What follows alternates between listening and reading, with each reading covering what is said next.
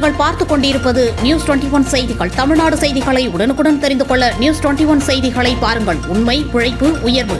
ராணிப்பேட்டை மாவட்டம் ஆற்காடு அருகே செயல்பட்டு வரும் தாஜ் கேண்டீன் பேக்கரி கடையில் ராஜ்குமார் என்பவர் தனது 4 வயது மகனுடன் வந்து ஐஸ் கேக் வாங்கிக் கொண்டு வீட்டிற்கு சென்றுள்ளார். பின்னர் வீட்டில் 4 வயது சிறுவர் ஐஸ் கேக் சாப்பிட்ட போது சிறுவன் வாந்தி எடுக்க தொடங்கியுள்ளார். இதனை கண்ட ராஜ்குமார் சிறுவன் சாப்பிட்ட கேக்கை பார்த்தபோது கேக் கெட்டு போய் இருப்பதை உறுதி செய்த ராஜ்குமார் உடனடியாக உணவு பாதுகாப்புத்துறை அதிகாரி ரவிச்சந்திரனுக்கு தகவலை தெரிவித்து தாஜ் கேண்டீன் பேக்கரி கடைக்கு வரவழைத்துள்ளார். இதனைத் தொடர்ந்து உணவு பாதுகாப்புத்துறை அதிகாரிகள் தாஜ் கேண்டீன் பேக்கரி கடையில் ஆய்வை மேற்கொண்டு காலாவதியான உணவுப் பொருட்கள் மற்றும் பிளாஸ்டிக் பைகள் போன்றவற்றை பறிமுதல் செய்தனர். தாஜ் கேண்டீன் பேக்கரி கடையினை உணவு பாதுகாப்புத்துறை அதிகாரிகள் பூட்டி சீல் வைத்தனர். மேலும் சிறுவனுக்கு வழங்கிய கேக்கை ஆய்வு செய்வதற்காக உணவு பாதுகாப்புத்துறை அதிகாரிகள் கொண்டு சென்றனர்.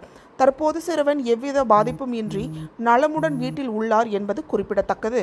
நியூஸ் 21 மாவட்ட செய்தியாளர் பாஸ்கர்.